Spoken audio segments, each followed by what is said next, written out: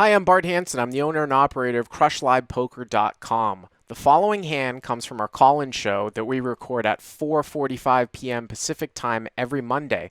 If you want to call in your hand, check out the phone number in the description. Yeah, hey Bart, can you hear me okay? Yep. Oh, great. Thank you for having me on the show again. I appreciate it. Appreciate it. Okay.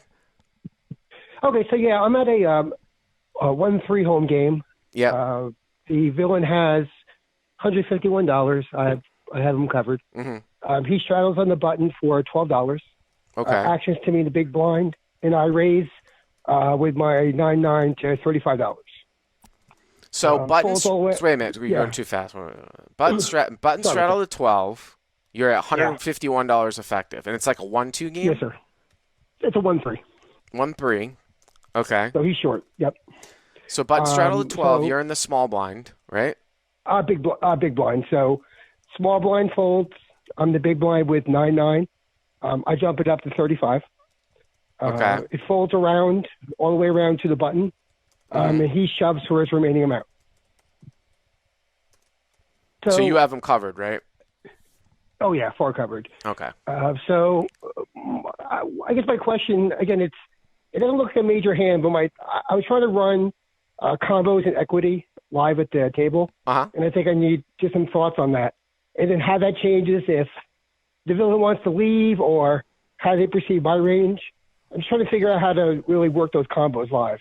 So, well, let's just look at pot odds and let's take a look at our range. So the button straddles to 12, Sure. right? You make it 35, and he basically shoves, right? So the way I look at this is like, let's say he calls at 35, that's 70.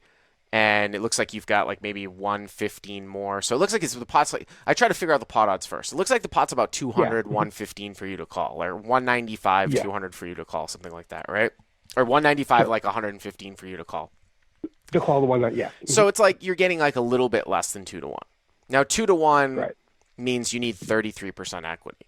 So I would look at this as like you need like about 35% equity, which is sort of like, kind of like a flush draw, something like that. Yep. Now, we're on the same page on that so far. The crux of where this hand comes in from is whether or not you think that this guy is going to be shoving just like a lot of like high card type of hands like ace king and ace queen, because when you look at combinations work, and it took me a while. It's not really that difficult, but it took me a while to sort of figure this out, right? So there are 4 combinations. First of all, there are 16 combinations of any unpaired hand, right? And then there are 6 combinations of a paired hand. So, like a hand like ace king, okay? There's 16 combinations. 4 are suited, 12 are not suited. So if you were to shove with all ace king and all ace queen, that would be 32 combinations, right? And then I would think to myself, and I would sort of assign that as like, I'm about, even though you're not flipping, we can sort of say it's about 50%, even though you're slightly more. We'll just think about that towards the end of the equation, right? So you're like flipping against 32 combinations, right, of hands. So the ace king and ace queen, right? So that's 16 combinations. And then let's take a look at like the higher pairs. Let's assume that he doesn't shove below pocket 9. So let's say he's got 10s, jacks, queens, kings, and aces, right? That's 5. So that's 30, right? Yep. You've got 30 high pairs, and then you've got 32 offsuits, like ace, king, and ace, queen. That's a easy little way to look at it, because now you don't even have to weight it like the last caller. It's just basically you can just average it because it's about the same amount of combinations. So what are you against a higher pair? What's your equity against a higher pair? So, okay. Yeah, we're on the same page. That's exactly what I came up with as well in the calculation. I guess what I'm confused is what's your equity against what's your equity against the higher pair? 9s against like aces. Oh, so I get like 20%? Yeah, it's like 18%. So So all you have to do is average 18, and actually now I would do it with 52 because you're actually 52% against like ace king and ace queen with 9s. So I would just average 52 and 18. So 52 plus 18 is 70, right? And then you divide by 2, and your equity's 35%. That's what you need. Like that, there's no magic. You can look at Poker Cruncher, and that's what it's going to be. If you give a guy ace king and ace queen, and then you give him 10s plus versus 9s, the equity is going to be 35%. Right. Now, I hear you chiming in saying you're giving him ace-jack suited too. Well, that just means that it's going to be more, I mean, there's going to be more flips, which makes your equity even better, right? Because there's going to be more towards jaded towards 50%. But that's all you do. You know, like I said, like the last caller had a scenario where he's going to be crushed 1/3 of the time, and then he's going to be flipping 2/3 of the time. So an average equation is just, you just add the equities and divide by the trials. So he had 50 plus 50 divided by 50 plus 50 plus 8 divided by 3. Here you just have 30. You have 50 plus 18, or excuse me, 52 plus 18 divided by 2, because you've got equal combinations of flips.